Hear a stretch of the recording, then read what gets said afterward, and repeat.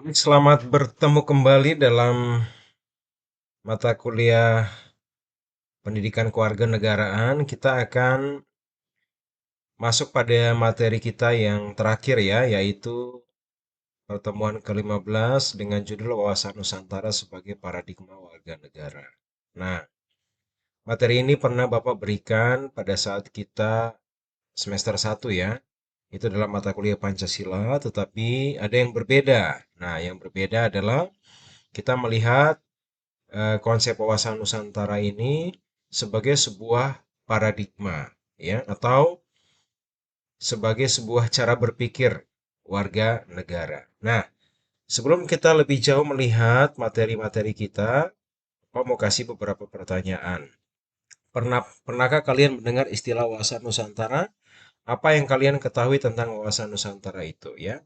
Seringkali kita mendengar istilah ini dan mungkin kita hanya berpikir wawasan Nusantara itu isinya hanya ya wawasan ya sekadar wawasan tentang isi dari negara kita. Segala hal yang berhubungan dengan informasi, identitas ya, sejarah seperti tapi sebenarnya istilah wawasan Nusantara itu memiliki pengertian yang tersendiri ya. Oleh karena itu mari kita sama-sama melihat lebih jauh. Perhatikan gambar berikut ini ya. Ada sebuah gambar yang menarik ya mata kita untuk dilihat, di mana gambar ini memiliki satu makna tentang keberagaman. Ada latar belakang bendera kita, yaitu bendera merah putih, dan di dalamnya ada banyak sekali unsur-unsur perbedaan yang kita bisa lihat dari segi apa agama, budaya, bahasa, ya, adat istiadat, dan juga etnis yang sangat berbeda. Ya, dari gambar tersebut, jawablah dua pertanyaan berikut ini. Mengapa banyak orang ingin Indonesia tetap kokoh dalam persatuan, padahal masyarakat Indonesia itu berbeda-beda, ya. Bagaimana cara dan upaya mempersatukan perbedaan dalam konteks wawasan Nusantara? Nah, ini menjadi satu pertanyaan yang menarik. Kenapa? Coba perhatikan. Coba perhatikan, kita itu adalah negara yang sangat multikultur, ya. Kalau kalian masih ingat materi yang sebelumnya tentang ketahanan nasional, ya, ada satu ada satu hal yang menarik bagaimana dulu ketika Indonesia merdeka, ada beberapa pakar asing yang memprediksi bahwa Indonesia itu pasti akan terpecah belah beberapa waktu kemudian, entah itu 10 atau 20 tahun. Tapi ternyata pandangan itu bisa dipatahkan ya, dan terbukti sampai saat ini Indonesia itu bisa tetap berdiri menjadi sebuah bangsa, menjadi bangsa yang utuh ya. Itu menunjukkan bahwa ternyata kita adalah negara yang berbeda-beda, tetapi kita itu tetap kuat dalam satu kesatuan.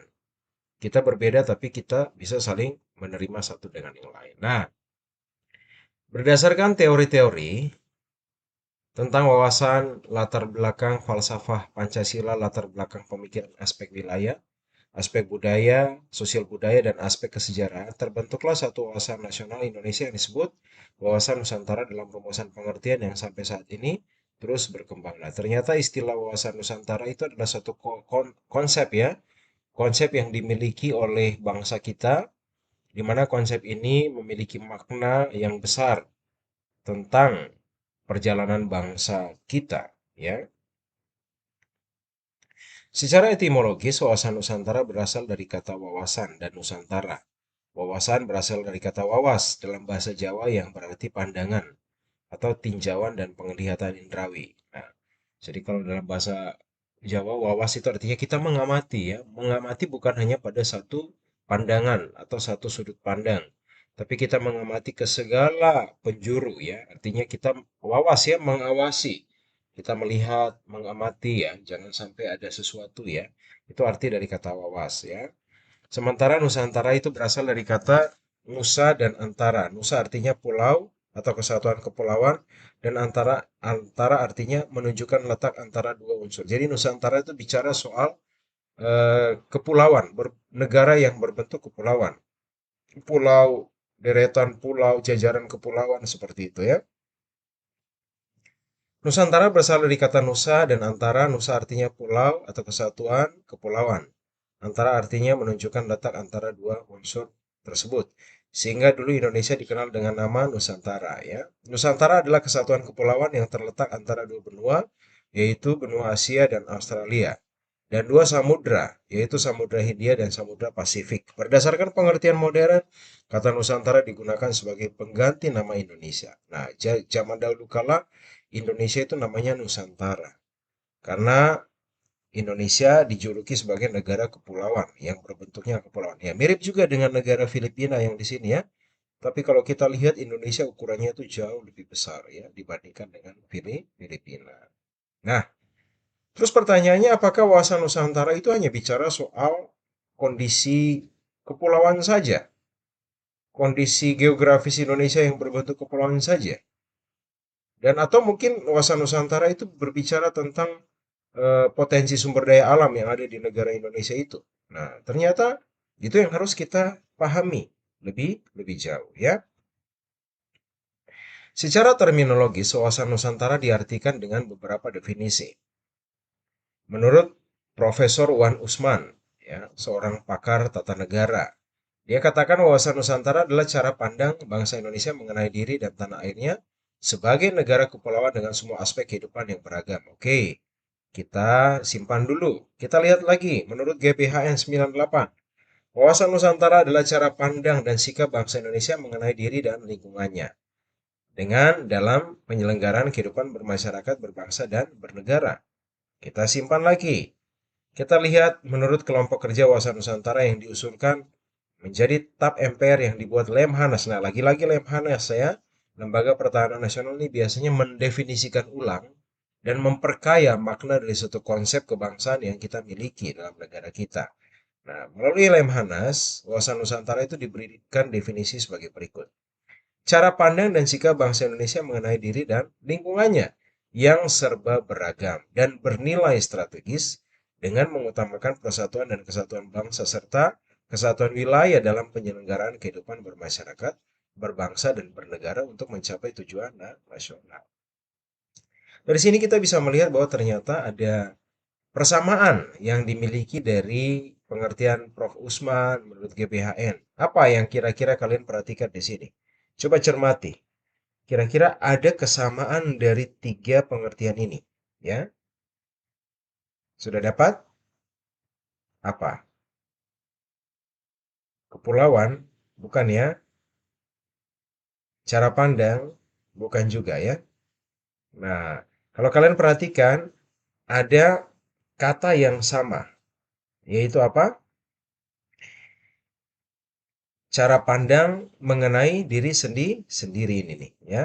Cara pandang mengenai diri sendiri. Nah, kemudian ini juga ya mengenai diri sendiri ya. Kemudian ini juga ya mengenai diri sendiri, mengenai diri. Ya, cara pandang sama cara pandang juga ya. Nah, cara pandang tentang diri sendiri. Nah, jadi kalau kita simpulkan dalam dua kata atau tiga kata, wawasan Nusantara itu adalah cara pandang kita terhadap diri kita sendiri. Itu seperti apa kalau kalian dalam kehidupan sehari-hari? Kita lihat diri sendiri, kita lihat diri kita sendiri itu di mana? Iya, di cermin ya. Kita lihat kaca gini ya. Tapi untuk apa sih kita melihat diri kita sendiri? Kalau kalian di depan cermin itu gunanya untuk apa? Ya, kalau lagi ini ya, yang perempuan lagi make up ya, yang laki-laki kalau mau pergi ke acara ya, pasti berkaca dulu toh, sisir rambut ya, lihat penampilannya. Nah, kadangkala kita itu melihat diri kita sendiri supaya kita mengetahui kita itu sudah layak atau belum ya. Kita sudah cantik, sudah ganteng, sudah sesuai, sudah ideal atau belum ya. Nah, seperti itu juga konsep wawasan Nusantara ya. Wawasan Nusantara itu adalah cara kita memandang bangsa kita sendiri. Supaya kita sadar negara kita ini bagaimana ya. Apakah sudah baik, sudah layak, sudah sejahtera, sudah bahagia, ataukah ternyata negara kita ini masih punya banyak masalah? Kenapa? Karena kadangkala kita jarang melihat diri kita sendiri, ya. Kita sibuk dengan urusan kita masing-masing ya. Kita kadangkala terlalu sibuk dengan urusan kita sampai kita lupa. Ternyata di pipi kita ini ada kotoran ya. Di mata kita ada kotoran, rambut kita acak-acakan ya. Baju kita ternyata sudah lusuh. Nah, dengan cara melihat diri sendiri, kita akan menyadari bahwa ada hal-hal yang harus kita benahi. Ada hal-hal yang harus kita perbaiki dalam diri. Nah, tetapi kalau kita perhatikan di tulisan merah ini, ada sesuatu yang menarik. Ternyata kita melihat diri kita itu tidak hanya sekedar melihat kekurangan yang harus diperbaiki, tapi melihat dari sudut pandang yang positif. Nah, sudut pandang positif di mana? Ini perhatikan ya.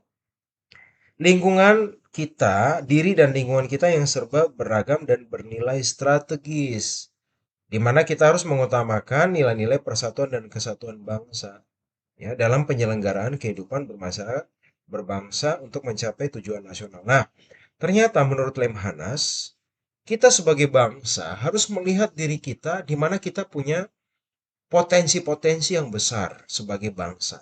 Ada potensi-potensi yang memiliki nilai strategis yang besar dan itu harus kita sadari.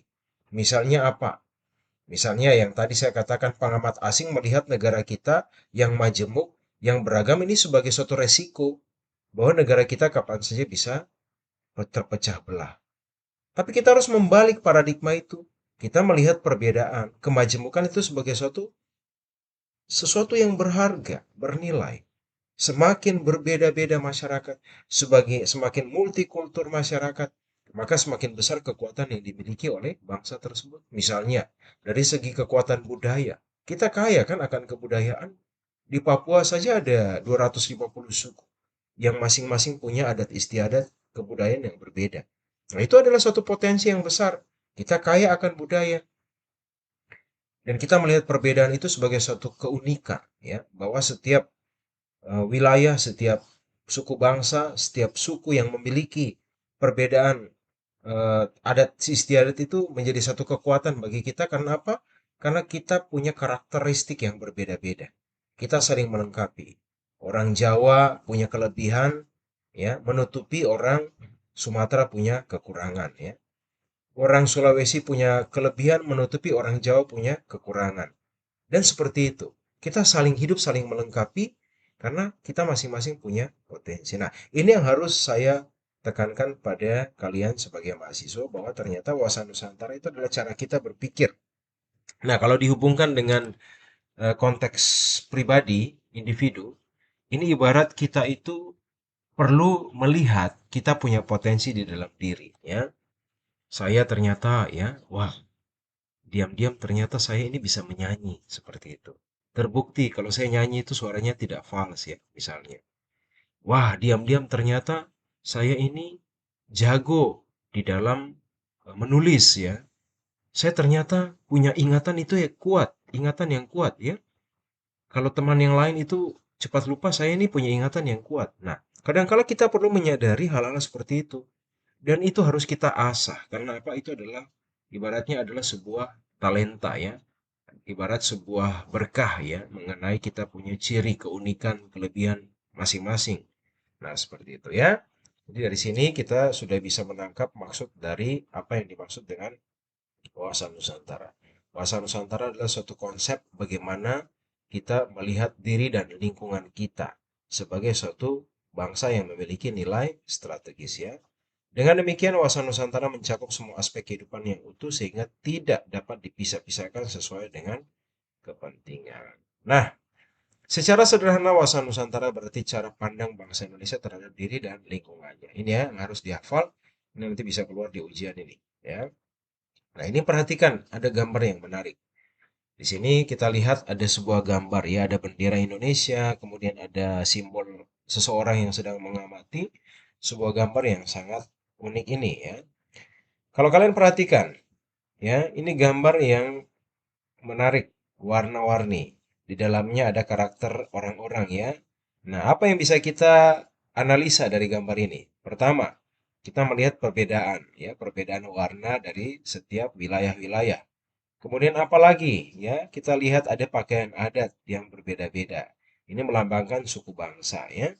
Apalagi kita lihat? Kita lihat mereka perbedaan gender ya, perempuan dan laki-laki ya. Apalagi yang bisa kita lihat? Nah, kalau kita lihat sebenarnya ini bicara soal perbedaan. Dalam setiap wilayah ada perbedaan-perbedaan yang dimiliki oleh masing-masing suku bangsa, agama, bahasa. Nah, tapi coba kalian amati seksama ada satu hal yang menarik ya, yang bisa kita perhatikan. Apa? Ada sesuatu yang menarik sekali. Apa coba? Senyum. Ya, betul ya. Mereka semuanya kelihatannya tersenyum bahagia. Tapi bukan itu. Ya, benar ya. Kalau kalian cermati lihat ya, mereka punya warna di setiap wilayah-wilayah ini tidak bercampur baur. Yang kuning tetap kuning, yang biru tetap biru orange, ya. Yang biru toska ini ya, dia tetap berwarna itu hijau. Nah, artinya apa? Artinya bahwa orang-orang ini dengan segala keberagaman mereka, ya, mereka hidup dalam kesatuan sebagai keluarga. Terbukti mereka saling bergandengan tangan, ya, dalam perbedaan. Tetapi mereka tidak membiarkan warna-warna mereka itu bercampur baur. Itu intinya. Mereka tidak membiarkan warna merah ini jadi kotor dengan warna yang lain. Bukan kotor ya, artinya bercampur. Maaf ya, bukan kata kotor. Artinya mereka tidak membiarkan kuning ini menjadikan warna merah ini tercampur jadi orange misalnya. Mereka tetap menjaga identitas mereka masing-masing ya. Ini bisa melambangkan ya suku, Biak, Papua, Jawa, Bugis tetap dengan nilai-nilai budayanya tanpa harus bercampur dengan budaya yang lain. Agama Kristen hidup bergaul dengan agama Muslim, tapi bukan berarti mereka mencampur baur nilai-nilai keagamaan, ajaran-ajaran agama itu bersama-sama, tapi tetap memisahkan itu. Ya, nah ini menjadi satu simbol yang menarik. Dengan kita bersatu menjadi satu keluarga bangsa Indonesia, kita tidak perlu harus menjadi agama mereka, menjadi budaya mereka, atau mencuri budaya mereka, mengadopsi budaya mereka, karena kita sudah punya identitas masing-masing. Kita sudah punya karakteristik masing-masing. Dengan begitu warna ini menjadi menarik ya. Coba bayangkan kalau warna semuanya tercampur, waduh, pasti akan menjadi satu warna yang apa yang pucat ya. Dan saya pikir itu tidak menarik. Nah, jadi wawasan Nusantara itu ternyata melihat itu, memperhatikan potensi yang besar dari perbedaan yang kita miliki ya. Nah, hakikat wawasan Nusantara bagi warga negara. Hakikatnya apa sih? Keutuhan Nusantara dalam pengertian cara pandang yang selalu utuh menyeluruh dalam lingkup Nusantara demi kepentingan nasional ya. Hal tersebut berarti bahwa setiap warga masyarakat dan aparatur negara harus memiliki tiga hal ini. Bagaimana mereka memiliki cara pikir, cara sikap, cara tindak ya, secara utuh menyeluruh demi kepentingan bangsa dan negara ya. Berpikir ya gampang ya, kita berpikir di kepala. Bersikap bagaimana? Bersikap ini adalah respon. Respon kita adalah menyikapi sesuatu. Misalnya ada satu peristiwa yang terjadi, ya. Ada satu masalah. Orang punya respon itu beda-beda terhadap satu masalah. Ada yang katakan, aduh, masalah ini sebagai malapetaka, ya, kecelakaan, sesuatu yang tidak diinginkan. Tapi ada orang yang punya sikap atau respon yang positif. Ya, syukur ya masalah ini bisa ada ya meskipun kita sulit menghadapinya, kita susah menghadapinya, tapi masalah ini pasti punya maksud yang baik untuk apa? Membuat kita lebih kuat misalnya. Atau untuk menguji kita punya iman. Nah, itu adalah sikap. Dan yang terakhir adalah tindak. Tindakan itu adalah segala sesuatu yang kita perbuat. Perbuat bukan hanya tangan kaki kita saja, tubuh kita, tapi dengan mulut kita. Ada orang bilang begini, ah, bertindak itu hanya apa yang dilakukan oleh tangan, kaki. Tidak. Apa yang kita ucapkan itu adalah tindakan. Karena apa? Ucapan kita itu langsung dapat menyentuh hati orang, pikiran orang, kehidupan orang. Bahkan ada satu istilah orang bilang, memfitnah itu lebih kejam tau daripada membunuh. Tau? Kita tidak bunuh orang, tapi kita fitnah dia dengan mulut kita. Itu adalah tindakan yang sangat mengerikan. Ya. Nah, jadi kita diminta untuk memiliki cara pikir, cara sikap, dan cara tindak yang utuh menyeluruh demi kepentingan bangsa dan negara. Demikian juga produk-produk yang dihasilkan oleh lembaga negara harus dalam lingkup dan demi kepentingan bangsa dan negara Indonesia tanpa menghilangkan kepentingan lain seperti kepentingan daerah, golongan, dan perorangan. Nah, ini maksudnya apa? Kadangkala kita mendengar istilah kita harus berjuang. Kita harus korbankan kita punya kepentingan pribadi demi kepentingan bangsa. Nah, itu maksudnya apa sih? Kok ini terbalik malah dibilang kita jangan korbankan kepentingan daerah, golongan, perorangan. Nah, jadi yang dimaksudkan dengan kita jangan apa namanya mementingkan diri kita sendiri, kita harus korbankan kepentingan diri kita sendiri demi kepentingan bangsa itu artinya dalam arti yang negatif. Misalnya para koruptor ya. Itu koruptor itu artinya mereka itu memanfaatkan kesempatan untuk memperkaya diri dan mengorbankan bangsa masyarakat. Nah, itu yang salah, itu tidak boleh. Jangan kita pentingkan diri kita, kelompok kita, dan kita korbankan kepentingan bangsa. Yang dimaksudkan di sini artinya, ini yang positif ya, ini adalah sesuatu yang positif. Artinya, kita harus mementingkan kepentingan bangsa, tapi jangan sampai kita juga menghilangkan kepentingan daerah. Misalnya, suku-suku yang ada di daerah, golongan perorangan ya. Ini dalam konteks yang positif. Kalau tadi kan negatif toh, orang-orang yang jahat, orang-orang yang korupsi. Nah, itu tidak boleh. Sehingga terciptalah asas wawasan Nusantara. Asas wawasan Nusantara merupakan ketentuan atau kaidah dasar yang harus dipatuhi, ditaati, dipelihara, dan diciptakan demi tetap taat dan setianya komponen pembentuk bangsa terhadap kesepakatan bersama. Nah, ada beberapa asas atau dasar dalam sebuah wawasan Nusantara yang harus kita perhatikan dan kita lakukan. Yang pertama, ya, ada nilai kesetiaan. Nilai kesetiaan adalah nilai yang harus kita jaga dalam menjalankan fungsi kita ketika kita melakukan asas wawasan Nusantara. Kesetiaan ini kan satu sikap yang baik ya. Kita setia, kita tekun melaksanakan tugas kita ya. Kita tidak berkhianat ya. Kita tidak, orang bilang tidak hanya panas-panas tai ayam ya. Hari ini semangat-semangat, besok tidak semangat. Hari ini rajin, besok tidak rajin. Nah, itu artinya kita tidak setia menjalankan tugas kita. Apalagi kita harus memperjuangkan kepentingan bersama. Artinya kita semua sama-sama penting. Jangan hanya demi kepentingan tertentu, golongan, individu, kita korbankan kepentingan orang lain. Kerjasama, nah ini kerjasama menarik. Ada orang-orang yang tidak mampu bekerja sama. Mereka berpikir, saya daripada kerja sama lebih baik saya kerja sendiri. Dengan kerja sendiri bisa lebih cepat, cepat sampai, cepat selesai, hasilnya lebih bagus. Oke, mungkin kadang-kala kita berpikir kerja sendiri itu tidak ada masalah, malah lebih enak. Tapi orang yang kerja sendiri itu adalah orang yang egois. Orang yang hanya menganggap bahwa dirinya yang paling mampu. Nah, saya juga pernah begitu. Saya pernah berpikir bahwa daripada kerja sama biar sudah saya kerja sendiri. Lebih cepat kok selesai, lebih rapi kok.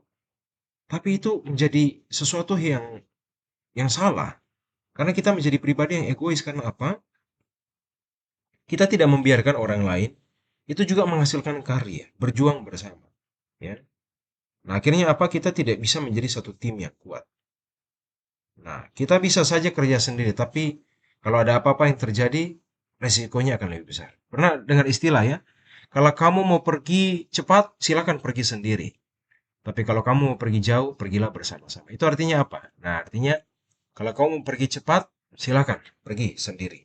Tapi jangan persalahkan kami jikalau terjadi apa-apa dengan kamu di jalan ya. Kamu dirampok, kamu diserang, kamu capek, kamu pingsan, tidak ada yang lihat dan kamu mungkin bisa pergi cepat tapi kamu bisa saja tidak sampai pada tujuanmu itu.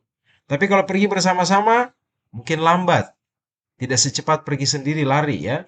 Tapi kita akan pergi sangat jauh dan pasti sampai. Karena apa? Kita saling melihat. Ketika ada yang susah, ada yang capek, kita tunggu, kita tolong, lanjut lagi, gantian. Ada yang capek, kita bantu, kita tunggu, kita tolong.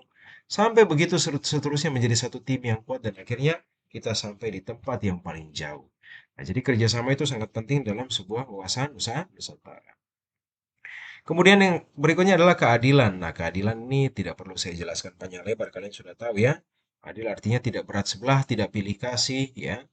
Kita tidak menghalalkan cara untuk memenangkan seseorang sesuatu tidak menurut aturan yang berlaku. Nah, itu artinya keadilan. Kemudian yang berikutnya adalah solidaritas. Solidaritas ini artinya persatuan. Perasaan senasib sepenanggungan. Duduk sama rendah, tinggi berdiri sama tinggi. Ya, kita sama-sama. Ya. Solidaritas itu kebersamaan. Kemudian yang terakhir adalah kejujuran. Nah, nilai kejujuran ini yang sangat penting. Banyak orang itu tidak berani untuk jujur. Karena apa? Karena takut. Ya. Saya takut jujur, nanti saya dimarahi. Saya takut jujur, nanti saya dimusuhi. Kenapa? Karena betul. Saat ini itu kalau kita lihat dalam kehidupan negara, dinamika masyarakat, dinamika sosial, orang-orang jujur itu semakin jarang. Malah justru kita berkompromi dengan yang namanya ketidakjujuran, ya. Saya kasih contoh. Zaman sekarang ada orang-orang yang dibenci karena kejujuran. Mereka jujur justru dibenci. Kenapa? Karena yang lain tidak jujur. Ada seorang pegawai negeri yang diminta untuk tanda tangan laporan supaya dia terima honor. Dan yang minta tanda tangan bilang, "Ibu, Bapak, silakan tanda tangan. Ini Bapak punya honor." Loh, dia bertanya, "Loh, saya kan tidak ikut, kita kan tidak melakukan proyek itu untuk masyarakat." Ah, tidak ada, itu proyek itu proyek fiktif. Itu hanya sekedar proyek di atas kertas, tapi kita tidak lakukan. Kenapa? Karena kita malas bekerja. Sudahlah, Bapak terima saja tanda tangan ini dan terima honornya. Dia tidak mau, karena dia bilang, "Saya tidak mau karena saya tidak bekerja. Kita tidak kerjakan proyek dan itu uangnya rakyat." Akhirnya apa? Dia dibilang, "Ah, dasar kamu sok suci. Dasar kamu apa namanya sok baik, sok jujur, ya." Akhirnya apa? Dia dimusuhi. Dan besok-besok dia tidak dipakai lagi. Karena apa? Karena orang tidak suka. Ya banyak pemimpin-pemimpin yang saat ini mereka itu hidup jujur justru karena mereka jujur. Mereka dimusuhi karena mereka jujur. Malah mereka di apa namanya didiskriminasi. Nah, itu sesuatu yang penting, ya. Nah, pernah lihat ini, ya, ini kantin kejujuran ini. Dulu Pak Bapak pernah cerita, ya, ada sebuah sekolah di Pulau Jawa sana, di mana di sini mereka berlakukan satu sistem yang unik, ya, di mana tidak ada yang jaga kantin tersebut. Hanya ada kotak dan ada tulisan, ya, silakan belanjakan dan belilah barang sesuai dengan harga yang tertera pada barang tersebut. Uangnya dimasukkan dalam kotak ini. Nah, satu ketika guru yang ber, yang berinisiatif untuk membuat kantin ini, dia mengecek kotak uang itu. Waduh, ternyata banyak sekali murid-murid yang nakal, ya, yang tidak jujur. Mereka ngambil barang tidak bayar sehingga uang yang mereka hitung dan barang yang keluar itu tidak sesuai.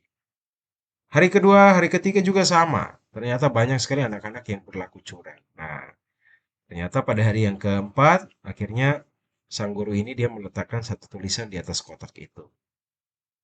Dia tulis begini, "Kejujuran adalah ibarat mutiara yang langka, yang saat ini sudah jarang sekali ditemui.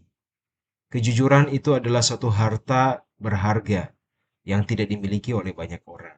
Pokoknya dia kasih kata-kata mutiara yang sangat apa namanya menggugah hati, dan setelah itu akhirnya pada hari kelima hari keempat itu dia ngecek, ya, kotak uang itu. Ternyata uangnya bukan berkurang, malah justru lebih, ya.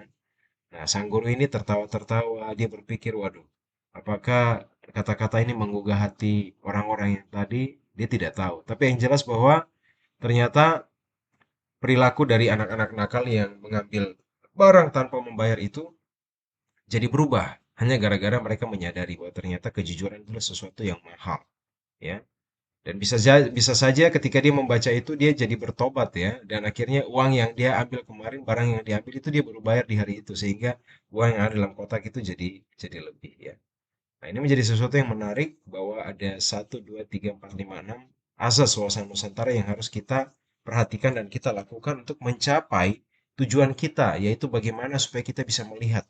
Nah, orang yang melihat dirinya sendiri itu harus memiliki enam sifat ini supaya dia bisa melihat dengan jernih, dengan jelas, ya. Nah, wawasan Nusantara tidak ada artinya tanpa sebuah aksi yang nyata. Nah, ini semua, ya. Ini ini nih semuanya ini tidak ada artinya. Kesetiaan, kerjasama, solidaritas, kejujuran, keadilan. Nah, itu semua tidak ada artinya kalau hanya sekedar di mulut. Makanya itu harus diwujud nyatakan dalam sebuah upaya. Nah, masih ingat kalian punya proyek kewarganegaraan? Kalian turun lapangan semua, toh? Ada yang ke sekolah, ya, ada yang bikin sosial eksperimen, ya, ada yang buat pengabdian masyarakat, bakti sosial. Itu semua proyek kemanusiaan di mana kalian melaksanakan asas wawasan Nusantara melalui satu tindakan yang nyata. Dan kalian alami sendiri bagaimana caranya nolong orang, masyarakat yang membutuhkan, adik-adik yang membutuhkan, ya, melalui suatu tenaga usaha upaya yang kalian keluarkan. Dan disitulah makna dari bagaimana kita melihat potensi-potensi yang kita miliki sebagai sebuah bangsa. Anda warga negara dan Anda melihat bangsa Anda. Ya, seperti itu. Nah, kedudukan wawasan Nusantara sebagai wawasan nasional bangsa Indonesia merupakan ajaran yang diyakini kebenarannya oleh seluruh rakyat Indonesia agar tidak terjadi penyesatan atau penyimpangan dalam upaya mewujudkan cita-cita dan tujuan nasional. Dengan demikian, wawasan Nusantara menjadi landasan visional dalam menyelenggarakan kehidupan nasional. Nah, ternyata kedudukan dari wawasan Nusantara ini punya fungsi supaya apa? Supaya kita tidak disesatkan dengan ajaran-ajaran yang menyimpang. Karena ada ajaran-ajaran yang menyimpang. Kita sudah melihat beberapa waktu yang lalu, ya, ada gerakan-gerakan radikal yang mau menyesatkan warga kita. Contohnya, ada gerakan yang mau membuat supaya bangsa Indonesia ini terpecah belah. Mereka mau menggunakan politik identitas agama, misalnya ya, mengkafir-kafirkan orang yang bukan agama seagama dengan dia. Kamu harus jauhi. Kamu tidak boleh bergaul dengan orang yang beda agama. Berteman boleh, tapi jangan berteman dekat. Nanti bisa-bisa imanmu runtuh. Nah, itu adalah ajaran yang salah. Bukankah kita sebagai orang beragama, kita harus punya iman yang kuat dan kita tidak perlu mempengaruhi iman orang lain, memaksa-maksa orang lain untuk menganut agama kita. Kita cukup jadi sahabat keluarga, ya, tanpa kita harus membeda-bedakan, ya kan? Nah, ajaran-ajaran seperti ini yang kita harus lawan, kita harus perangi, karena itu akan membuat perpecahan di tengah-tengah masyarakat. Kita jadi melihat orang lain yang berbeda itu sebagai musuh. Karena apa? Karena ada orang-orang yang menaruh pikiran itu, doktrin itu dalam pikiran kita. Banyak ya. Kita melihat banyak. Bahkan itu adalah tokoh-tokoh agama sendiri. Ya. Yang tidak bertanggung jawab, yang mau membuat perpecahan di tengah bangsa kita. Kemudian yang kedua adalah fungsi. Fungsi wawasan Nusantara berfungsi sebagai pedoman, motivasi, dorongan, serta rambu-rambu dalam menentukan segala kebijakan, keputusan, tindakan, dan perbuatan bagi penyelenggara negara di tingkat pusat dan daerah maupun bagi seluruh rakyat Indonesia dalam kehidupan bermasyarakat, berbangsa, dan bernegara. Nah, jadi fungsi dari Wawasan Nusantara itu sebagai pedoman atau rambu-rambu. Apa yang harus kita lakukan, langkah apa yang harus kita lakukan supaya negara kita ini tetap bisa utuh satu dalam NKRI. Ya. Nah, yang terakhir adalah tujuan. Wawasan Nusantara bertujuan mewujudkan nasionalisme yang tinggi di segala aspek kehidupan rakyat Indonesia yang lebih mengutamakan kepentingan nasional daripada kepentingan individu, kelompok, golongan, suku bangsa, atau daerah. Kepentingan-kepentingan tersebut tetap dihormati, diakui, dan dipenuhi selama tidak bertentangan dengan kepentingan nasional atau kepentingan masyarakat. Nah, ini artinya kita tidak boleh mengutamakan kepentingan individu, kelompok, golongan, suku bangsa, suatu daerah, dan kita mengorbankan kepentingan nasional. Hati-hati. Nah, ini artinya jangan sampai hanya gara-gara kepentingan individu, kelompok, golongan, kita korbankan masyarakat yang lain. Kita korbankan orang-orang yang tidak bersalah. Nah, itu salah. Tapi hal yang baik, misalnya nilai-nilai kebudayaan, melestarikan budaya adat istiadat itu adalah sesuatu yang memang harus kita jaga dan kita pelihara ya. Nah, unsur-unsur wawasan Nusantara itu terdiri dari dua ya, aspek Pancagatra dan aspek Trigatra ya. Aspek Trigatra itu terdiri dari letak dan bentuk geografis, keadaan dan kemampuan penduduk, dan keadaan dan kekayaan alam. Nah, kita punya letak dan bentuk geografis itu sangat strategis ya. Semakin berbentuk kepulauan, maka kita punya sumber daya alam itu semakin melimpah ya. Keadaan dan kemampuan penduduk juga pasti akan berpengaruh, di mana setiap orang-orang yang ada di setiap daerah itu punya potensi-potensi keunikan masing-masing. Dan pasti kita punya kekayaan alam itu melimpah. Kenapa? Daerah pesisir pantai, semakin banyak pantainya, maka semakin banyak sumber daya laut yang dimiliki. Semakin berbentuk kepulauan, maka setiap daerah, setiap pulau-pulau itu punya ciri khas ya, tanaman-tanaman endemik di daerah tersebut ya. Nah, jadi aspek Trigatra kita sebenarnya merupakan potensi yang besar. Lalu aspek Pancagatra dalam bentuk ideologi, politik, ekonomi, sosial, budaya, dan pertahanan dan keamanan. Nah, jadi kita harus melihat ideologi, politik, ekonomi, sosial, budaya, dan pertahanan keamanan kita itu menjadi sesuatu yang strategis, yang bernilai strategis dan harus kita perjuangkan bersama. Ya. Dan yang terakhir adalah bagaimana kita melihat hubungan antar setiap gatra. Aspek Trigatra dan Pancagatra punya relasi yang sangat dekat. Dan unsur-unsur yang ada di dalam Trigatra dan Pancagatra ini juga saling berkaitan satu dengan lain. Ideologi punya hubungan dengan letak dan bentuk geografis, sosial budaya dan keadaan kekayaan alam, ekonomi dan kemampuan penduduk, pertahanan keamanan dan juga bentuk geografis, semuanya saling berkaitan satu dengan yang lain. Dan bagaimana kaitan-kaitan ini kita hubungkan dan kita melihat peluang strategis yang bisa kita dapatkan dari sana, ya. Begitu. Masih ingatkah ATHG dan keempat? Coba, masih ingat ketahanan nasional? Apa itu ATHG? Ancaman, tantangan, hambatan, gangguan. Versus apa? Keempat, keuletan, ketangguhan, kemampuan, dan kekuatan. Betul ya? Kalau kita biarkan ATHG ini merajalela, maka jangan heran Indonesia itu akan lemah dan banyak ancaman dan kita bisa menjadi negara yang krisis karena kita lengah, ya. Dan kadang-kala orang-orang yang mengancam itu, ingat, orang-orang dari dalam sendiri itu, kekuatan-kekuatan besar, elit-elit kapital, ya, yang punya uang, berkuasa, itu yang harus kita lawan.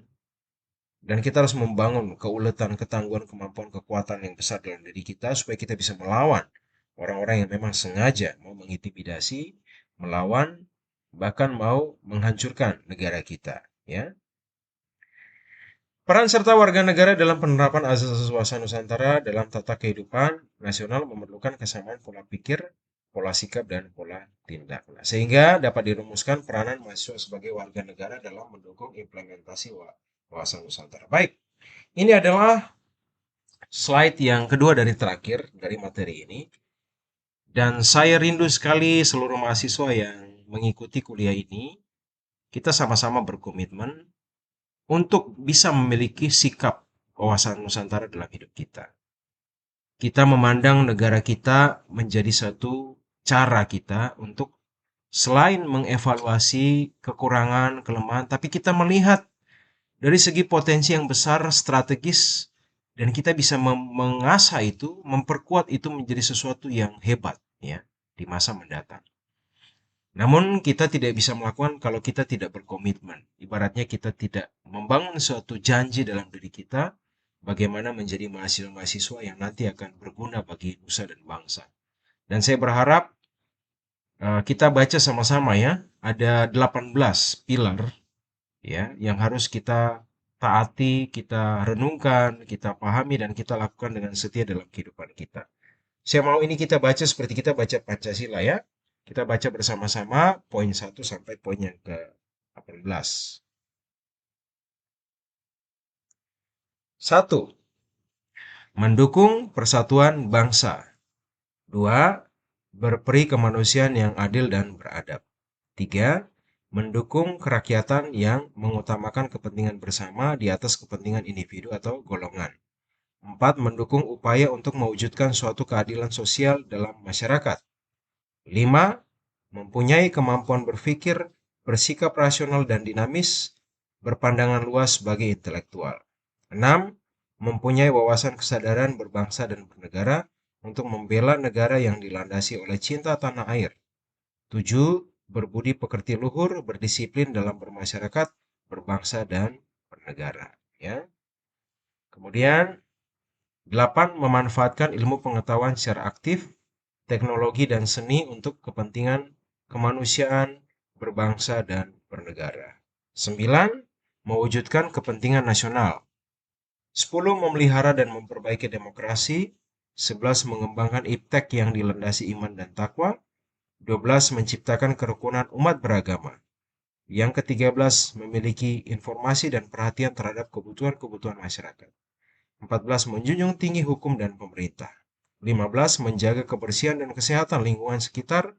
16. Merubah budaya negatif yang dapat menciptakan perselisihan. 17. Mengembangkan kehidupan masyarakat menuju ke arah yang lebih baik. Dan yang ke-18, memelihara nilai-nilai positif, hidup rukun, gotong royong, dan lain-lain dalam masyarakat. Kiranya materi ini bisa menjadi manfaat yang besar dan memberkati Anda semua. Mengerti, memahami, menjadi warga negara Indonesia yang baik itu tidak hanya sekedar janji, sumpah kosong, tetapi bagaimana kita bisa mewujud nyatakan itu dalam kehidupan kita sehari. Bukan hanya saat ini, tapi bahkan dalam waktu-waktu yang akan datang. Bahkan ketika kalian lulus jadi alumni, jadi sarjana, kalian akan terus melakukan itu dengan berani, dengan kuat, dengan kokoh, dengan tangguh dalam kehidupan Anda. Semoga Anda dapat menerapkan implementasi wawasan Nusantara secara tekun dan konsisten dalam kehidupan Anda masing-masingnya. Demikian materi kita yang terakhir. Semoga menjadi manfaat bagi kita semua dan persiapkan diri kalian untuk siap menghadapi ujian akhir semester. Sampai ketemu di lain kesempatan. Salam hebat untuk kita semua.